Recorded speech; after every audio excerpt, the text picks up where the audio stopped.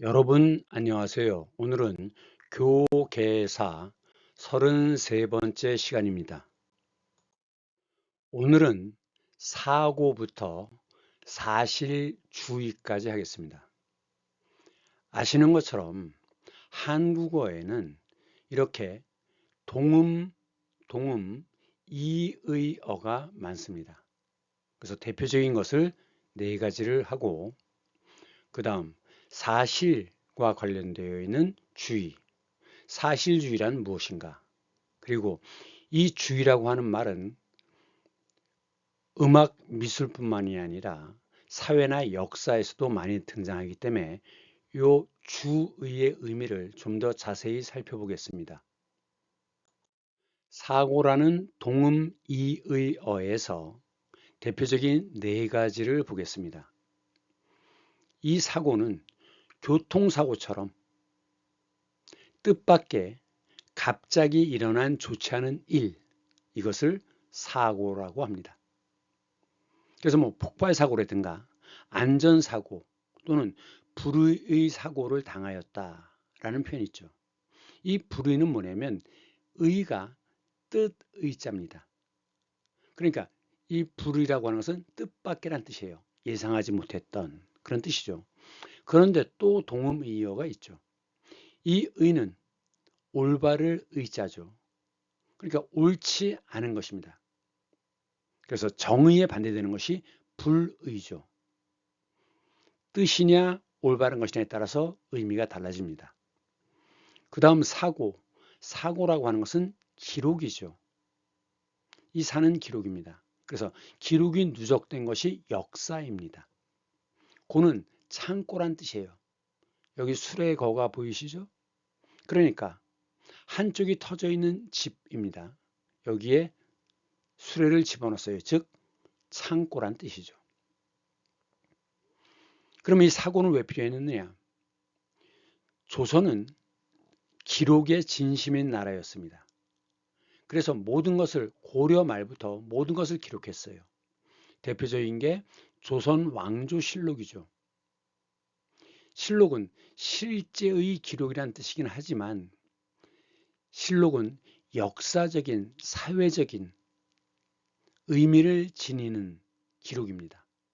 그래서 이 실록을 영어로 번역한다면 다큐멘터리가 되는 겁니다. 다큐멘터리. 이 실록이 사회적이고 역사적인 데 비해서 개인적일 때는 실화라고 이야기합니다. 이야기 화자입니다.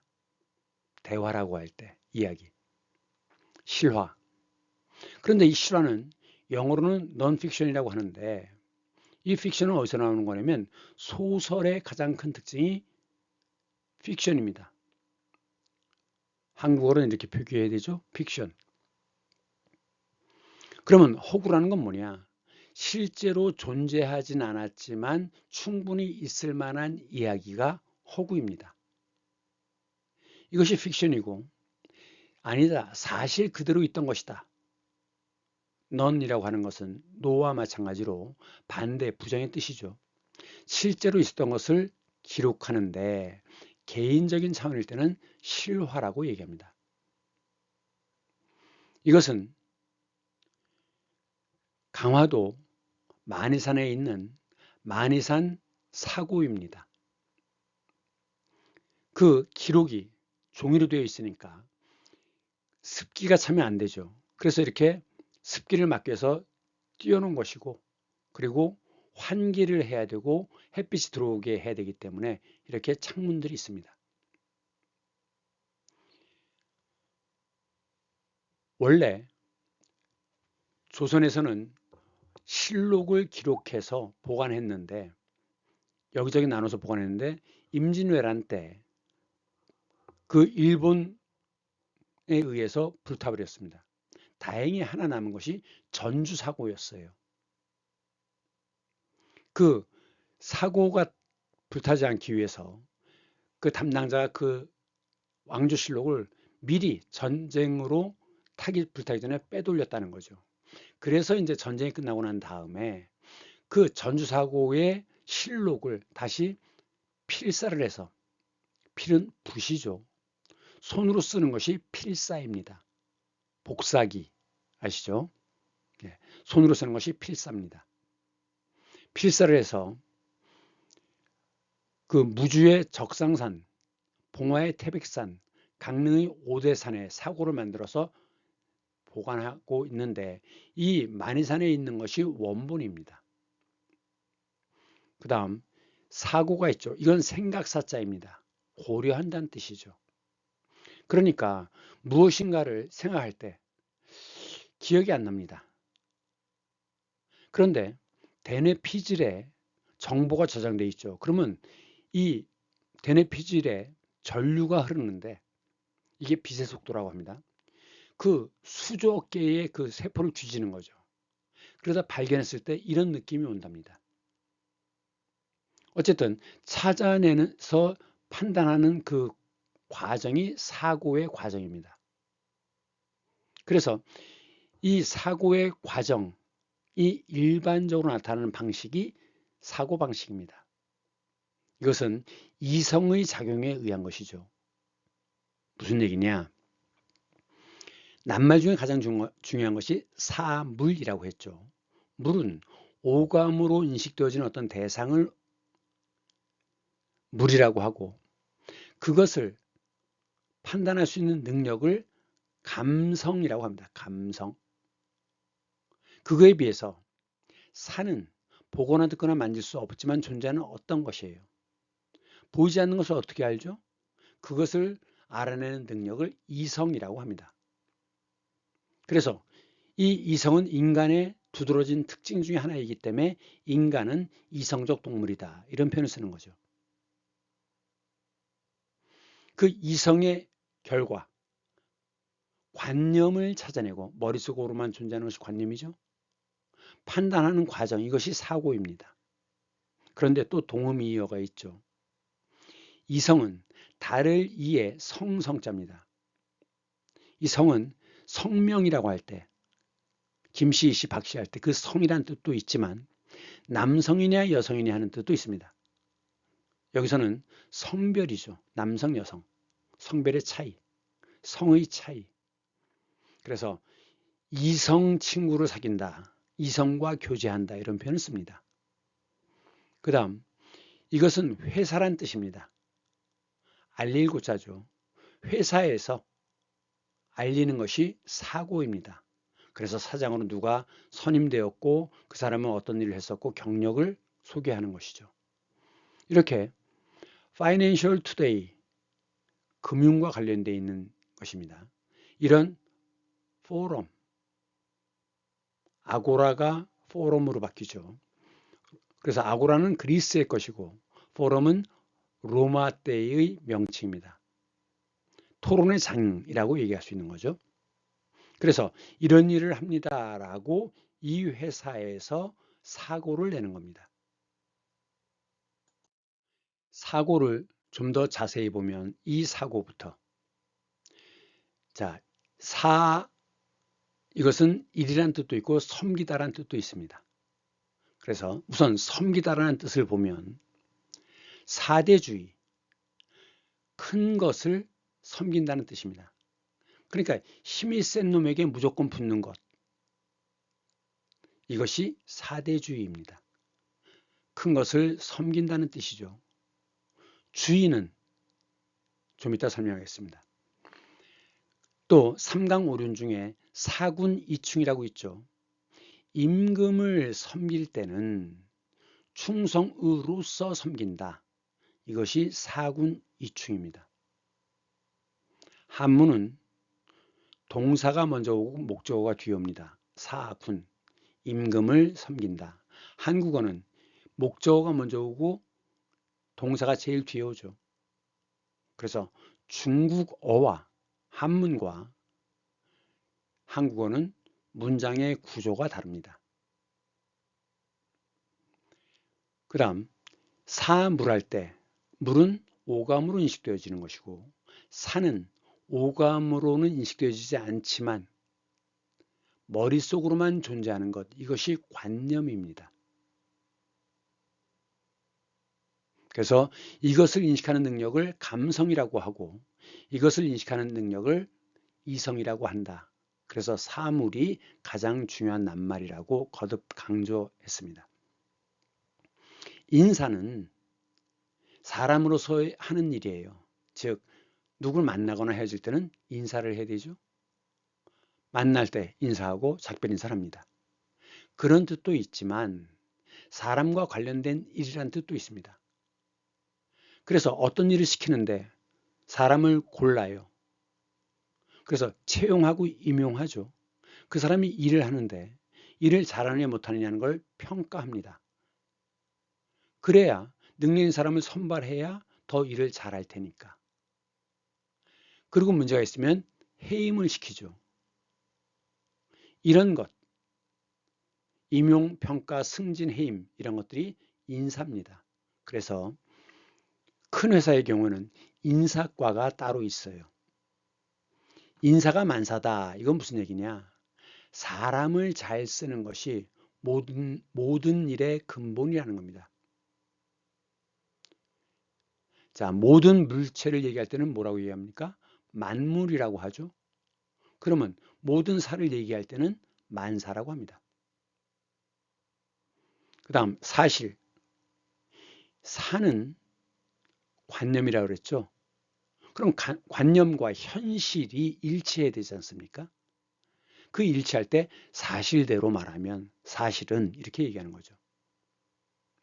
사정에서 정은 감정이란 뜻이지만 여기서는 정황입니다. 일이 돌아가는 상태, 상황.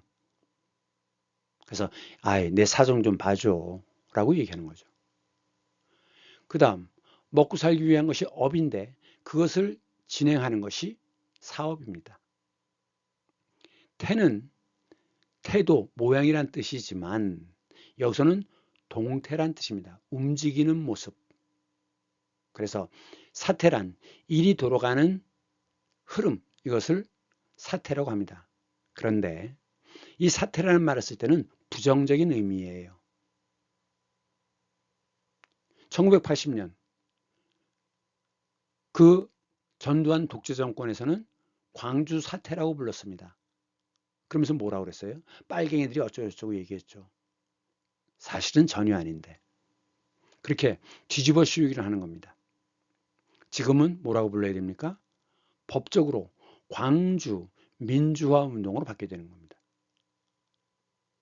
그래서 사태라는 이름을 붙인다는 것은 부정적이다 하는 점. 그 다음에 행사를 진행한다 라고 할 때 행은 완력, 힘을 행사한다라고 할 때도 씁니다. 부린다는 뜻이죠. 그리고 어떤 문화 행사 같은 걸 하려면 그 일이 진행되도록 가도록 준비해야 됩니다. 그래서 이 행은 힘 또는 준비하다라는 뜻과 관련되어 있습니다. 아파트나 다리 공사 중, 자, 공이라는 건 뭔가 만드는 거죠. 그것이 공사입니다. 그런데 또 동음이어가 있죠. 자, 외국에 파견되는 한 나라에 파견되는 가장 큰 책임자가 높은 책임자가 대사고 그 밑에 공적인 직책을 맡은 사람이 공사입니다. 그런데 이런 공사도 있죠. 한국전력공사, 물이나 전기 이런 것들은 개인 사업자에게 맡기면 너무나 폭리를 취하고 횡포를 부리기 때문에 국민의 삶과 직접적으로 관련되어 있는 건 국가가 직접 관리합니다. 그것을 공사라고 합니다. 공적인 회사란 뜻이죠. 그 다음 공과 사를 구별해야 된다. 공과 사. 공무원은 국민이 월급을 주는 것이기 때문에 개인적인 이익을 취하면 안 됩니다. 법대로 법을 지키면서 법을 보호하면서 일을 해야 되는 것이 공무원입니다. 사익을 위해서 움직여서는 공무원의 자격이 없는 거죠. 그 다음 사건 일지. 건이라는 건 세는 단위입니다. 오늘 한 건 했어. 2건, 3건. 계약을 오늘 5건을 했다. 세는 단위입니다. 사후에 일이 끝난 다음이죠. 뒤후자니까. 그럼 사후의 반대는 뭐죠? 사전입니다. 그런데 이거와 또 동음이어가 있어요. 이 사전이 있고 이 사전이 있는데 이 사는 사건입니다. 예를 들면 나폴레옹이 유럽을 어떻게 점령했는가? 그 나폴레옹이라고 하는 그 사건을 중심으로 원인과 과정과 결과까지 설명하는 것이 사전입니다. 그래서 사건에 대한 설명이 사전이고 이 사전은 이것은 낱말이란 뜻입니다. 그래서 낱말의 뜻을 풀이하는 것이 사전이에요. 그러면 한자의 뜻을 풀이하는 건 뭐라고 얘기하죠? 옥편이라고 얘기합니다. 그런데 또 이거와 동음이어가 있죠. 사후, 죽을 사자죠. 그래서 죽은 다음에 란 뜻이에요. 그래서 사후의 세상. 극락입니까? 천국입니까? 하여간 죽은 뒤에 란 뜻이죠. 그 다음 재판과 관련된 일들은 다 사건을 다루는 것이죠. 그래서 형사, 판사, 검사입니다. 자, 형은 형벌이란 뜻이죠. 그래서 폭력이라든가 횡령이라든가 이런 사건, 벌을 주는 것과 관련되어 있는 일, 이것이 형사인데 그런 사건을 형사사건이라고 얘기하죠. 그래서 우리가 보통 형사라고 얘기도 하는데 그 뭐냐면 이런 일을 담당하는 경찰관을 형사라고 얘기합니다. 보통은 사복을 하고 다니죠. 그러면 이제 검사는 뭘 하는 거냐? 사건을 검토하고 조사하는 겁니다. 그래서 검사는 뭐래요? 기소를 하죠. 그러면 법원에서 판사가 이 판은 판단한다는 뜻입니다. 판사가 사건에 대해서 판단해요. 이게 옛날엔 뭐라고 그랬죠? 판관이라고 그랬죠. 벼슬아치 판관. 유명한 판관 송나라 때 포청천이 있었죠. 그 판관이 지금은 재판관이 되는 겁니다. 그 다음 숙제검사. 원래 숙은 자다란 뜻이에요. 하숙을 치다. 숙박업소. 잠을 잔다는 뜻입니다. 그러니까 숙제는 뭐냐? 집에 가서 잠자기 전에 검토를 해서 정리를 해와라. 이것이 숙제죠. 그런데 선생님이 숙제 검사를 하죠? 그때는 사건이 아니라 조사한다는 뜻입니다. 검사한다는 뜻이에요. 그래서 이 사는 조사하다란 뜻이에요. 숙제를 제대로 했는지 안 했는지 검토하고 조사하는 것입니다. 그래서 이것이 숙제 검사예요. 그 다음 고에서 약간 봐야 되는 게 옛날이란 뜻입니다. 그래서 옛날이라는 것은 지나간 일이잖아요. 그렇기 때문에 이것이 죽음과 관련되어 있습니다. 그렇기 때문에 고인이라고 하면은 죽은 사람이란 뜻이죠. 한국의 유명한 개그맨 전유성 씨 장례식장에서 쓴 건데, 자, 고, 전유성 이렇게 써 있죠. 이때 고는 죽었다는 뜻이죠. 그런데 대부분은 이렇게 인연, 연고란 뜻이 있습니다. 인연, 연고. 무슨 연고냐 하면 무슨 이유냐, 무슨 까닭이냐 이렇게 얘기하는 겁니다. 그래서 이제 무연고 하면 연고가 없는 이라는 뜻이에요. 즉 부모, 형제 아무도 관련 있는 사람이 없는 거죠. 시체, 시는 요것은 몸입니다. 몸이 죽을 사자죠. 죽었어요. 그래서 죽엄시입니다. 그 물체가 바로 시체죠. 또는 죽으면 검시관이 검시를 해야 되죠. 그래서 검사하고 눈으로 봐서 판단하는 사람이 검시관입니다. 물론 이 시체를 검사한다는 뜻으로 한자를 쓸 수도 있죠. 그래서 이 연고와 관련되어 있는 것은 뭐냐? 고사성어. 옛고자입니다. 옛날에 있었던 사건이에요. 그래서 이루어진 말, 이것이 고사성어입니다. 예를 들면 진시황, 왜 진시황이죠? 진나라 때 나는 삼황오제만큼 훌륭하다. 중국의 전설적인 왕들이죠. 삼황과 오제를 줄여서 황제라고 합니다. 이 황제라는 칭호를 제일 처음 시작한 사람. 그래서 그 사람을 아예 진시황이라고 부릅니다. 진시황은 분서갱유를 했어요. 나무목이 2개예요. 숲을 님자죠. 밑에 불화가 들어갔습니다. 그러니까 나무를 쌓아놓고 불을 지르는 거니까 불태울 분자예요. 전 시간에 베트남 승려 띡광득 승려가 분신하는 사진을 본 적이 있죠. 예, 분신, 몸에 불을 붙이는 겁니다. 분서, 책을 불태우고 갱은 묻을 갱자예요.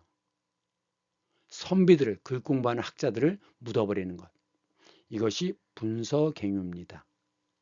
그러면 옛날에 이와 관련 있는 사건이죠. 그래서 만들어진 말입니다.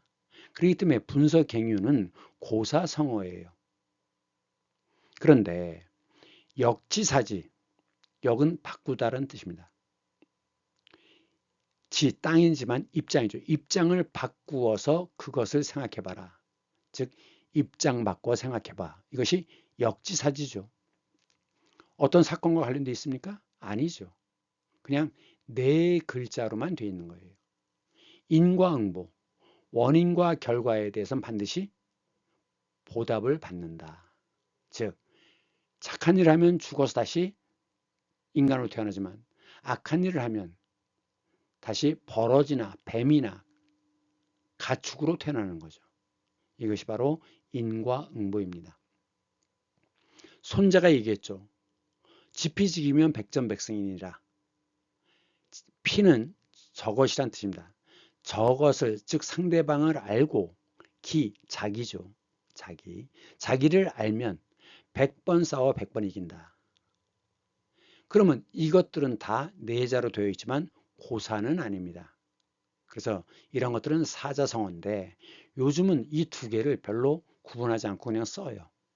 원래는 다른 뜻입니다. 그 다음 고의적으로 까닭이 있게, 의도적이라는 거죠.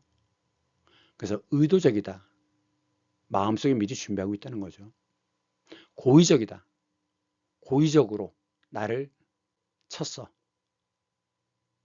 고의적, 의도적. 고의어로는 일부러란 뜻이죠. 일부러. 그 다음 요 낱말을 좀 기억해야 되는데 고국이란 말을 씁니다. 무슨 뜻이죠? 나와 연고가 있는 나라.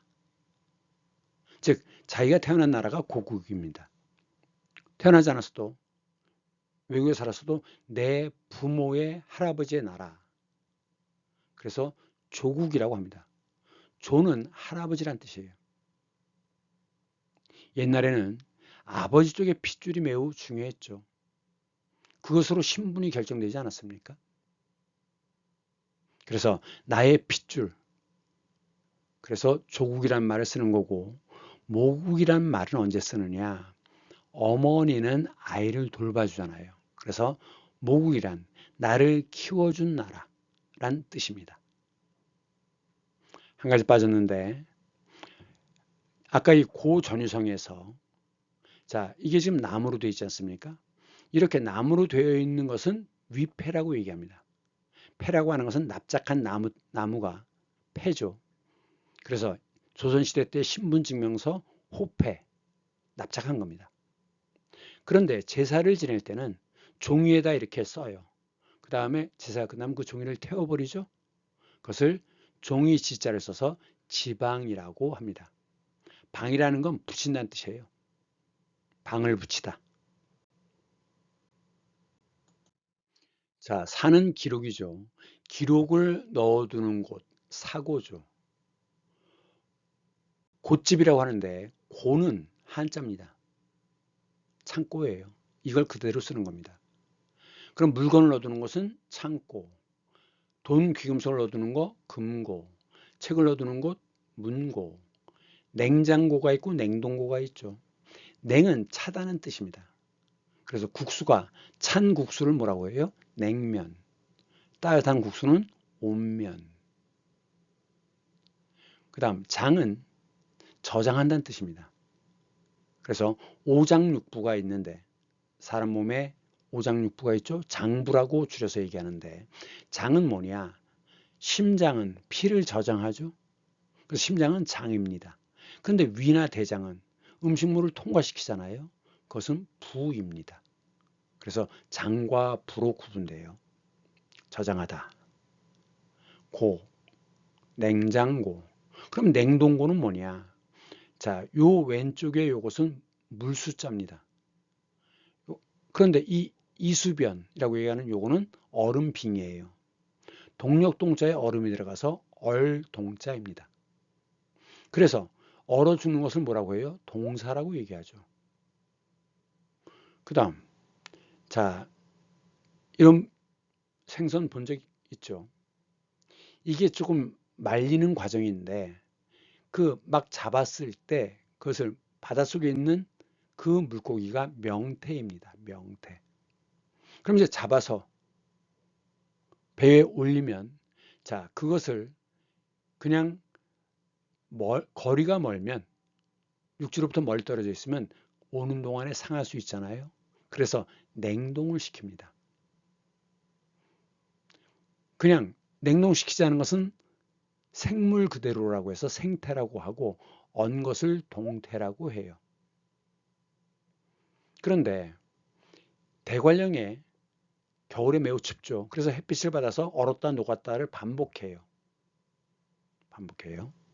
그러면서 이제 말린 것이 북어인데 삐쩍 마른 것이 북어죠. 그런데 대관령에서처럼 이렇게 얼었다 녹았다 하는 것을 반복하면 이게 단맛이 나면서 누렇해진대요. 그래서 이렇게 마른 것은 황태라고 하죠. 황태. 그리고 이 납작한 고기를 포라고 합니다. 그래서 육포가 있죠. 또는 쥐포.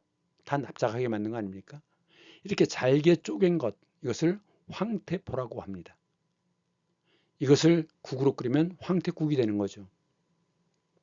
그리고 이 명태 새끼 조그만 거 사실 그것은 잡으면 안 됩니다. 왜? 수자원을 말려버리는 거니까. 죽여버리는 거니까. 그런데도 이걸 잡아요. 그래서 말린 것을 노가리라고 하는데 이것은 이제 맥주집 이런 데서 안주로 많이 씁니다. 시장에 가보면 때때로 총알 오징어라고 있는데 그 총알 오징어도 사실은 새끼 오징어예요. 잡으면 안 되는데도 부드럽고 그러니까 그걸 잡아서 내다 파는데 스스로 자기 목줄을 죽이는 거죠. 자, 이 바짝 말린 것이 북어라는 점, 이 바짝 말린 북어를 이게 주술적인 의미가 있어요. 그래서 보통 옛날 집에 가보면 북어 2마리를 이렇게 X자로 하고 실타래로 이렇게 묶어요. 그래서 그걸 문 앞에 걸어 놓습니다. 그것은 나쁜 기운을 물리치기 위한 축사의 의미입니다.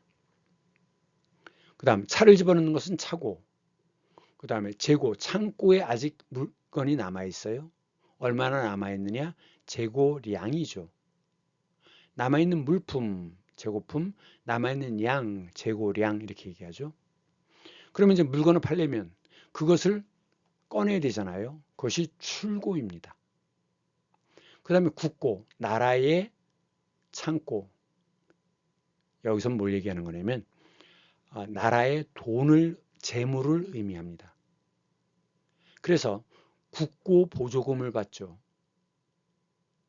그 다음 지식의 보고다 그런 말을 쓰는데 보는 보물입니다. 그래서 보고는 보물 창고예요.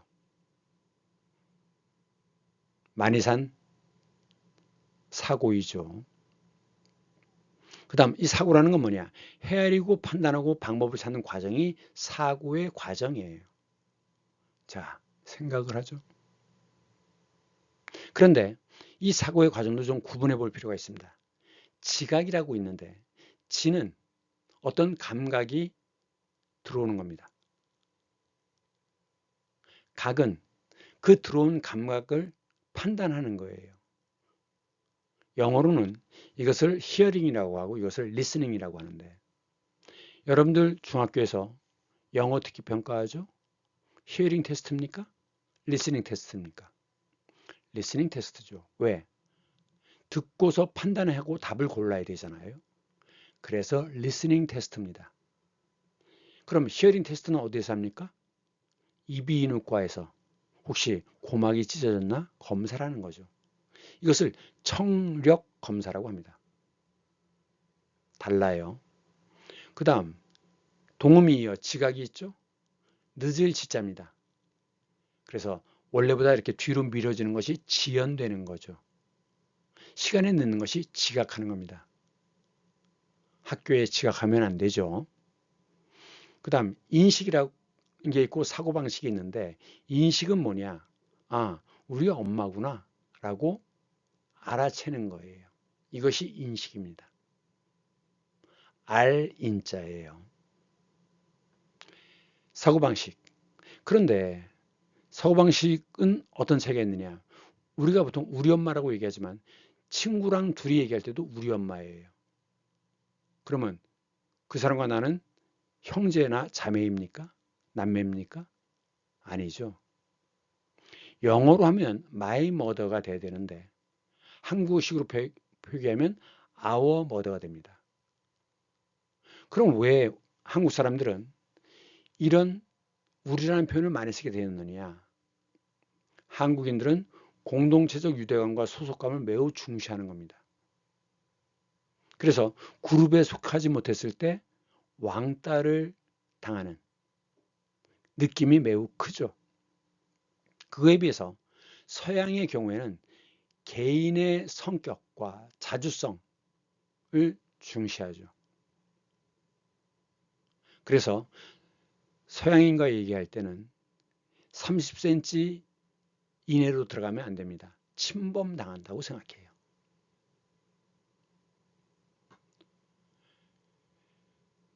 그러면 왜 한국 사람들은 이렇게 유대감과 소속감을 중시하느냐? 한국에는 집단주의가 있다고 합니다. 이 우리 엄마에서 우리는 어디서 나온 거냐? 울타리에서 온 말이에요. 즉, 우리는 하나야. 이렇게. 울타리죠? 그럼 왜 한국은 이런 집단주의가 발달했느냐? 한국은 벼농사 지역이 되면서 특히나 더 강화된 거로 봅니다. 벼농사 지역을 한자로 쓰면 미작 지역이라고 하는데 미가 이게 쌀 미자입니다. 만들 작. 자, 쌀 미자를 보면 8자를 뒤집어 놓은 거예요. 그리고 10 다시 8이죠. 이게 쌀미입니다. 왜 88이야? 한 톨의 쌀을 생산해내는데 88번 손이 간대요. 그러니까 매우 노동집약적이죠. 실제로 밀농사는 벼농사의 3분의 1밖에는 노동력이 안 들어간다고 합니다. 그러니까 노동이 많이 필요해요. 그럼 왜 힘들게 그럼 쌀농사를 지어? 밀농사를 지으면 되지? 아니죠. 모든 건 다 이유가 있습니다. 밀은 설렁설렁 농사를 지을 수 있지만 쌀은 노동집약적이긴 하지만 밀에 비해서 같은 크기의 땅에서 3배의 생산량이 나옵니다. 그러면 먹고 사는 게 매우 중요한 문제죠. 그러니까 당연히 벼농사를 지을 수 있는 곳에서는 벼농사를 짓는 겁니다. 그런데 이 쌀을 재배하려면 조건이 있어요. 무슨 조건? 벼가 성장할 때는 계속 물이 많아야 돼요. 비가 와야 됩니다. 그리고 결실을 맺을 때는 햇빛이 쨍쨍해야 돼요. 어느 지역이 그렇죠? 계절풍 지역이죠. 집중호우에다가 가을에는 높고 푸른 하늘, 햇볕 쨍쨍. 어디가 그렇습니까? 계절풍 지역은 다 아시아 동쪽 지역입니다. 모든 대륙의 동쪽 지역만 계절풍 지역입니다. 그래서 이 인도의 서쪽 지방에서는 쌀을 농사를 짓고 싶어도 짓지 못해요. 밀밖에 안 됩니다. 게다가 추수가 늦어지면 생산량이 급격히 감소합니다. 그러니까 벼농사 지역에서는 어떻게 하느냐? 오늘은 자 여기 우리 집 다 모내기를 다 끝내. 내일은 개똥이네 집하고 모레는 돌쇠네 집을 하고 추수할 때도 그 순서대로 하죠. 추수가 늦어지면 안 되니까. 그래서 오늘은 우리 집, 내일은 개똥이네 집, 모레는 돌쇠네 집 이렇게 가는 겁니다. 그래서 모여서 한꺼번에 일을 해야 돼요. 그것이 바로 계입니다. 친목계 있죠? 친목계. 계가 있어요. 모임이란 뜻입니다. 또는 우리말로는 두레라고 합니다. 두레는 두루다라는 말에서 나온 건데 결국 이 두루다가 뭐예요? 울타리를 두르는 거죠. 즉 우리의 뜻입니다. 그러면서 모내기를 해야 되는데 모내기가 뭡니까? 벽실을 뿌리면 따뜻한 곳에서 키워요. 그러면 이제 이렇게 싹이 터가지고 자라겠죠. 한 뼘쯤 자란 그 벼를 모으라고 합니다. 그래서 따뜻한 곳에서 다시 논으로 내가는 거죠. 그래서 모내기라고 합니다. 이양법이라고 할 때 이 앙이 모라는 뜻이에요. 이는 이사, 이주, 옮긴다는 뜻이죠. 그래서 가로 세로 줄을 맞춰 가지고 심으면 햇볕이 골고루 들고 바람이 골고루 통하기 때문에 벼의 생산량이 급격히 늘어나는 겁니다. 그래서 직접 뿌리는 그걸 직파법이라고 하는데 그것에 비해서 모내기를 하면 3배 정도의 생산량이 늘어난다고 합니다. 그러면 집중해서 일을 해야 되기 때문에 노동이 굉장히 고되죠. 여러분도 공부를 하다 보면 힘들어요. 효과가 떨어집니다. 그렇기 때문에 초등은 40분, 중학교는 1시간 45분 수업, 고등학교는 50분 수업 이렇게 되는 거죠. 중간중간에 쉬어야 합니다. 그런데 같이 노동을 하고 그냥 쉬는 것보다는 같이 노는 게 훨씬 더 회복이 빠르대요. 그렇기 때문에 한국은 노동도 같이 하지만 공동으로 하는 놀이도 발달되어 있습니다. 강강술래라든가 이런 놀이가 발달되어 있어요. 그거에 비해서 일본은 개인주의가 매우 발달되어 있다고 합니다. 우리가 이제 전철 타고 갈 때 옆에 엄마가 이제 아기를 데리고 갈 때 아기가 울면 옆에 사람들이 뭐 사탕도 주고 꼬시고 이러면서 울음을 그치려고 애쓰죠. 그리고 이제 같이 놀아서 아기의 울음을 그치려고 합니다. 그런데 일본은 이제 투정 하나 맞는데 아기가 울어요. 그럼 모든 사람들이 다 째려본답니다. 왜? 민폐를 끼친다고. 남에게 피해를 준다고. 그래서 어쩔 수 없이 조금만 더 가면 되는데 아기 엄마는 아기를 데리고 전철에서 내려서 아기가 울음을 그친 다음에 또 전철 타고 가야 한다고 합니다. 그런데 이렇게 개인주의가 발달되어 있는 그 이유가 뻑하면 사무라이들이 칼로 베어 죽였죠. 그래서 조심하는 겁니다. 그러면서 또 한편으로는 사무라이가 중심이 돼갖고 전체주의 국가를 만들었죠. 일본의 군국주의가 바로 그거죠. 군대가, 즉 사무라이의 후예들이 국가를 좌지우지해요. 이게 군국주의입니다.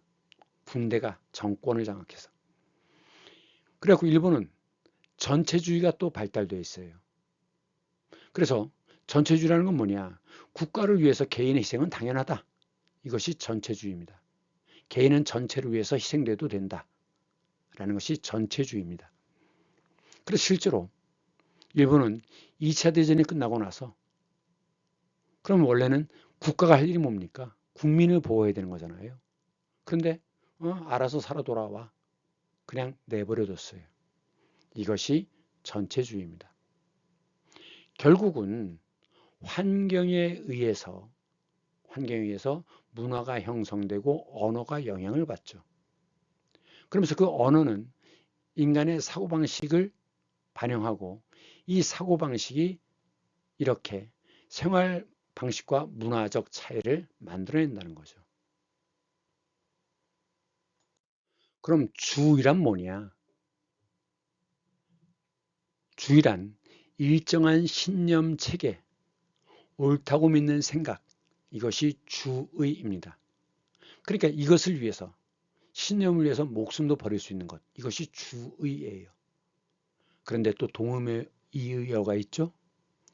중심 주자에 물이 들어갔어요. 그래서 이것은 물 따를 주자입니다. 즉 기울인다는 뜻이죠. 그러니까 조심해라는 뜻이에요. 생각을 놓지 말아라.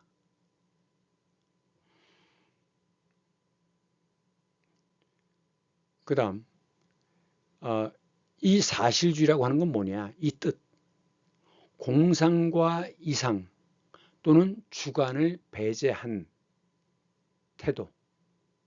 태도, 이것이 사실주의입니다. 이것은 음악과 미술에서 계속 반복되는 말입니다. 그러면 이제 공상은 뭐냐? 위에 건 서로 상자예요. 밑에 마음심이 들어갔으니까 생각 상자입니다. 공은 빌공자죠. 헛된이란 뜻이에요. 그러니까 공상이라는 거. 이루어질 수 없는 것에 대해서 생각하는 것이 공상입니다. 내가 왕이 된다. 지금 세상에서는 그런 일이 일어날 수 없죠. 그러니까 공상이에요. 사실은 200년 전에 내가 하늘을 난다? 공상이었죠. 그런 일이 있을 수 없으니까. 그런데 지금은 비행기가 발명됐잖아요. 그러니까 공상이 때로는 현실이 되고 공상이 상상이 될 수 있는 겁니다. 그럼 상상은 뭐냐? 상은 모습이란 뜻이에요. 공상은 이루어질 수 없는 것이지만 상상은 가능한 것입니다. 현실은 아니지만 가능한 것입니다. 예를 들면 내가 조종사가 돼서 하늘을 나는 모습, 그것은 상상할 수 있죠. 왜?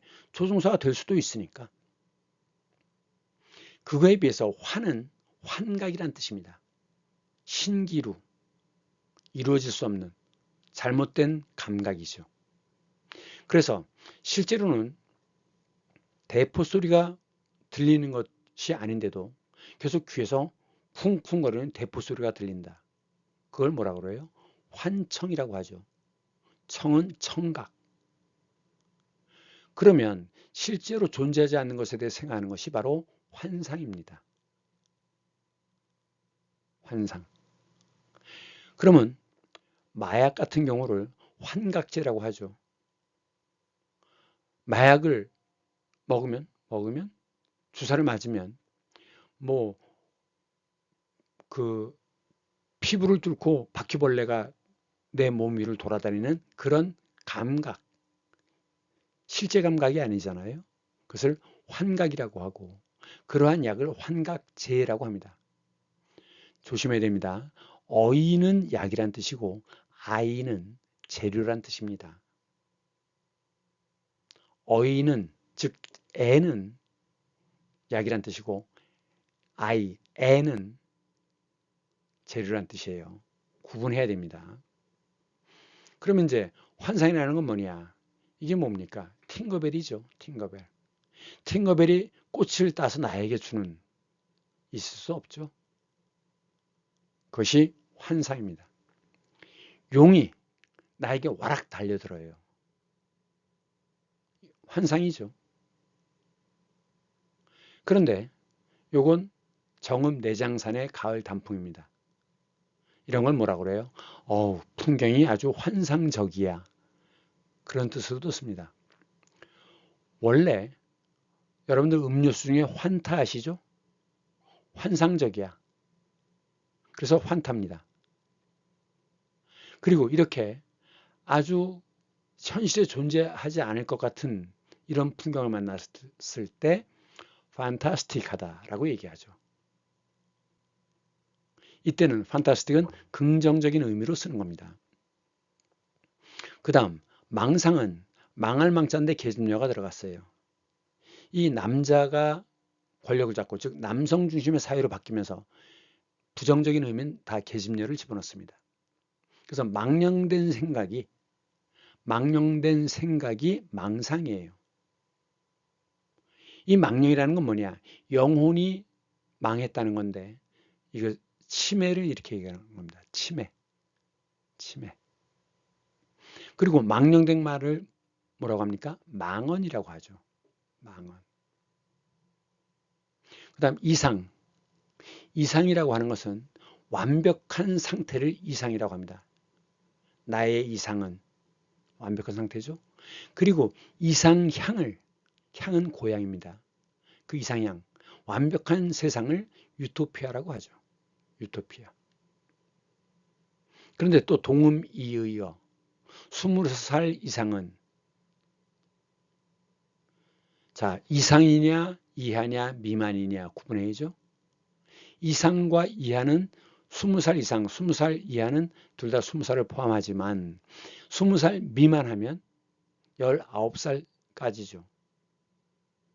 그 다음에 이런 이상이 있습니다. 정상과 다른 체질. 예를 들면 땅콩을 먹으면 어떤 사람들은 알러지가 일어나면서 막 호흡이 막히고 이런 체질이 있잖아요. 그런 것이 정상과는 다른 즉 이상한 체질이다 라고 얘기하는 겁니다. 그 다음 주관 반대는 객관이죠. 그러니까 객은 남입니다. 나의 바깥이에요. 주는 나고. 그래서 내 판단이 아니라 바깥에 있는 것으로 보고 누구나 다 함께 동의하는 이것이 객관입니다. 이것이 객관식 답안지죠. 그래서 찍지 않습니까? 1, 2, 3, 4, 5. 그거에 비해서 주관식은 자 예를 볼까요? 6학년 시험 문제인데 다른 사람의 잘못을 너그럽게 용서할 수 없는 경우가 있다면 어떤 때인지 한 가지만 써보시오. 그랬더니 이 학생이 뭐라고 썼냐? 대통령이 바른 정치를 하지 못했을 때 정답. 이렇게 주관식은 자기의 생각을 쓰는 겁니다. 그래서 주관식은 사실은 단답형이 있고 낱말로 떨어지는 것. 그 다음에 이렇게 서술형도 있습니다. 그래서 주관식은 단답형도 있고 서술형도 있다. 라는 겁니다. 그 다음 사실무근이란 말. 회사를 매각했대. 매는 위에 뭐가 들어가 있으면 팔다란 뜻입니다. 없으면 사다란 뜻이고 각은 버릴 각자죠. 소각해버린다. 태워버린다. 재판을 기각하다. 더 이상 따질 필요가 없다는 겁니다. 그래서 팔아치우는 것이 매각입니다. 에이, 그건 사실 무근이야. 그는 뿌리 근자죠. 그래서 근거가 없다. 이것이 사실 무근입니다. 주의가 계속 반복되기 때문에 중요한 주의에 대해서 보겠습니다. 자본주의. 다시 반복하지만 주의란 옳다고 믿는 일정한 신념 체계, 주장을 주의라고 합니다. 그래서 역사적으로 볼 때 사회제도를 보면 봉건사회가 있죠. 핏줄로 모든 걸 결정하는. 누구의 핏줄? 아버지의 핏줄로. 그래서 지금 이것은 전남 장성의 홍길동 테마파크에 있는 사진인데 홍길동이죠. 아버지 홍판서입니다. 지금 뭐라고 하고 있어요? 아버지를 아버지라고 부르지 못하고. 왜? 자, 길동의 엄마는 노비였습니다. 노비는 천민이죠. 따라서 길동의 신분은 천민이에요. 그래서 어미의 신분을 따르기 때문에 종모법이라고 합니다. 딸을 종. 그러니까 아버지는 양반이지만 길동은 천민입니다. 그러니까 소자라고 얘기를 못해요. 자식은 자기를 낳쳐 부를 때 소자라고 하죠. 홍판서를 부를 때 소인이 계급이 다를 때, 신분이 다를 때 소인이라고 해야 됩니다. 소인이 이렇게 얘기를 해야 되는 거죠. 그래서 길동은 아버지라고 부르고 형이라고 부르지 못했던 겁니다. 홍길동은 연산군 때의 실존 인물이죠.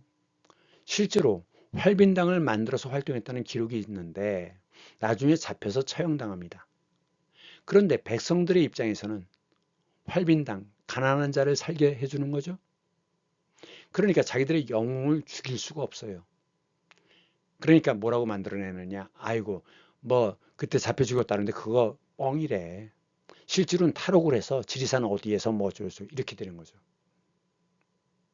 백성들의 희망과 백성들의 소원이 담겨져 있는 겁니다. 입에서 입으로 전해져 내려오다가 허균이 이것을 소설로 쓰죠. 한글 소설. 우리나라 최초의 한글 소설 홍길동전.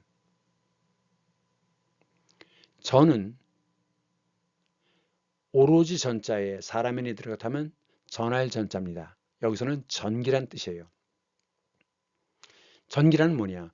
어떻게 태어나서 어떻게 살다 어떤 우여곡절로 고생을 하다가 어떻게 잘 되어서 그 다음에는 뭐 부귀영화를 누리고서 죽었다 또는 죽어서 신이 되었다. 이렇게 일대기 전기 형태로 되어 있기 때문에 고대 소설은 거의 다가 홍길동전, 심청전 이렇게 전으로 끝납니다. 실존 인물이었다는 것, 실화가 민남으로 돼서 고대 소설이 되었다는 점을 이해해야 합니다. 그러면 이제 본격적으로 주의를 보면 자, 봉건사회 이후에 등장하는 게 자본주의죠. 그럼 자본과 돈의 차이는 뭐냐? 내가 10,000원을 갖고 있으면 그냥 돈이지만 그거를 이자를 받기 위해서 빌려줘요. 그런 것은 즉 이윤을 목적으로 한다면 그것이 자본이 되는 겁니다. 근데 자본주의는 매우 잔인하죠. 올리버 트위스트에 나오는 것처럼 대부분의 사람들은 엄청 굶주리고 그 10살밖에 안 되는 아이들이 하루에 14시간씩 일을 하고 공장에서 일을 하고 그리고 아이가 힘들어서 졸면 주인이 아이의 이빨을 쇠를 써는 줄을 가져다 이빨을 갈아버리는 이런 사건들이 있었습니다. 잔인하죠. 그래서 등장하게 된 것이 사회주의입니다. 대표적인 이론가가 칼 마르크스인데 칼 마르크스는 그렇게 얘기했대요. 능력에 따라서 일하고 능력에 따라서 분배받는다. 즉 일한 만큼 분배받는다. 무슨 말이에요? 자본의 몫을 따지지 않는다는 거죠. 그것이 사회주의인데 그 뒤에 이 마르크스주의자들이 공산주의를 설정했다고 합니다. 능력에 따라서 일하고 능력에 따라서 분배받는 거지만 공산주의는 어떤 집은 혼자 일하는데 가족이 6명이에요. 다 병들었어요. 그래서 공산주의란 뭐냐? 이 인간의 도덕성이 훨씬 더 높아져 가지고 능력에 따라 일하고 필요에 따라서 분배받는 사회. 이것이 공산주의라고 하는 겁니다. 그런데 실제 현실 공산주의는 어땠습니까? 스탈린 같은 경우에 스탈린을 도살자라고 부르는데 그 권력을 가지고 인간에게 너무나 많은 고통을 주었죠. 살육을 하고. 그런데 어떤 사람들은 그건 스탈린의 잘못이지 공산당의 목표는 아니야. 그래서 여전히 공산당을 이념으로 생각하는 주의로 믿는 사람들이 있죠. 그래서 일본이라든가 독일 이런 나라들은 지금 역시 공산당이 있어요. 물론 중국은 공산당 일당 독재이지만. 그래서 여전히 그것을 믿으면 공산당이 존재하는 나라들이 있고, 그런데 이 유럽의 경우에는 소련의 경우를 봤잖아요. 얼마나 그 인민들이 착취당하는지. 그래서 그런 방식은 아니다. 결국은 공산당 일당 독재가 돼가지고 국민들의 피땀을 고혈을 빠는구나. 그래서 이 사회주의와 민주주의를 결합해서 사회민주당, 줄여서 3인당이라고 하는데 이런 당들을 만들었습니다. 그래서 한 10년 전까지만 해도 이 나라들의 대세는 3인당이 대세였어요. 그러면서 이들은 복지국가를 추구했습니다. 복지란 말 아시죠? 그럼 복지라는 게 뭐냐? 인간의 가장 중요한 게 의식주잖아요. 의식주. 그리고 교육까지 국가가 책임지는 것. 이것이 바로 복지국가입니다. 특히 복지국가로 유명한 데가 북구인데 북유럽을 북구라고 하죠. 여기에 구호가 뭐냐? 요람에서 무덤까지. 요는 흔들 요자고 람은 버켓입니다. 일본 발음으로 바켓스라고 하죠. 이 서양에서는 아기를 그네에 태워가지고 그네를 흔들잖아요. 그래서 그걸 흔들 요자를 써서 요람이라고 합니다. 즉 태어나서부터 죽을 때까지 국가가 책임진다는 거죠. 그래서 얼마 전까지는 이 북구가 모든 사람의 꿈이었습니다. 그런데 이 북구 설명을 하면 자, 오로빠입니다. 오로빠. 영어로는 유럽이죠. 이것을 이제 중국에서는 한자로 쓰니까 이렇게 써요. 이게 중국 발음으로는 오로빠라고 합니다. 오로빠. 그런데 이것의 한자음이 우리 발음으로는 구라파예요. 그래서 북유럽을 북구라파, 줄여서 북구, 서구라파, 줄여서 서구, 동구라파, 줄여서 동구라고 얘기하는 겁니다. 이 낱말도 연관해서 이해해야 됩니다. 자, 주의가 있었죠. 그럼 정치적으로는 어떻게 되는 거냐? 전제주의냐, 민주주의냐입니다. 저는 오로지란 뜻이에요. 혼자. 지가 다 모든 권력을 다 휘둘러요. 그런 사람을 뭐라고 합니까? 전제군주라고 하죠. 이 군주가 동양에서 뭡니까? 왕입니다. 그래서 우리가 보통 왕국이라고 얘기할 때 전제군주를 얘기하는데 지금은 독재를 하면 뒤집어지죠. 그래서 지금은 유럽의 경우는 왕국이긴 하지만 법을 따르는 군주, 즉 입헌군주가 존재합니다. 그래서 유럽의 경우는 대부분 다 입헌군주제를 하고 있어요. 왕이 있더라도. 그러면 그러한 정부를 뭐라고 하느냐? 전제정부라고 합니다.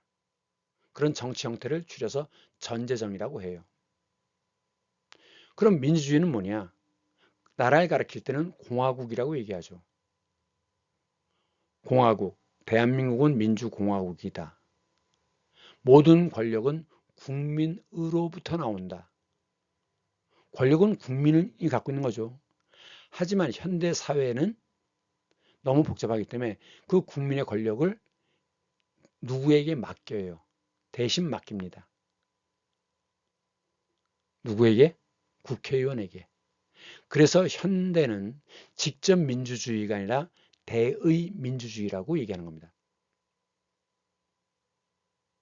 그래서 국가를 얘기할 때는 공화국이라고 얘기하고 그런 정치 형태를 얘기할 때는 공화정이라고 얘기하는 겁니다. 그러면 나라에 따라서는 이렇게 결합될 수도 있고 이렇게 결합될 수도 있고 이렇게 결합될 수도 있고 이렇게 결합될 수도 있는 겁니다. 상당히 많은 우리나라 사람들이 잘못 이해하고 있는 게 사회주의의 반대는 민주주의다. 아닙니다. 공산주의의 반대는 민주주의다. 아닙니다. 현실적 공산주의는 존재하지 않죠. 공산주의를 위장하고 있는 나라들은 있지만 현실적으로는 공산당만 있습니다. 그래서 이 자유민주주의라고 하는 것은 이것이 매우 강조될 때 자유민주주의라는 말을 쓰는 것이고, 사실 자유민주주의라고 하는 것은 자본가 민주주의입니다. 그래서 얼마든지 다르게 결합된다는 점을 여러분들이 이해해야 합니다. 자, 오늘도 1시간이 넘었네요. 거듭 미안하다는 말씀을 드립니다. 오늘의 핵심어 사고 사실주의입니다. 다음 시간에는 사신도와 캐대헌과 관련된 사자를 얘기하겠습니다. 자, 수고 많았습니다. 다음 주 월요일에 다시 만나요. 모두 안녕.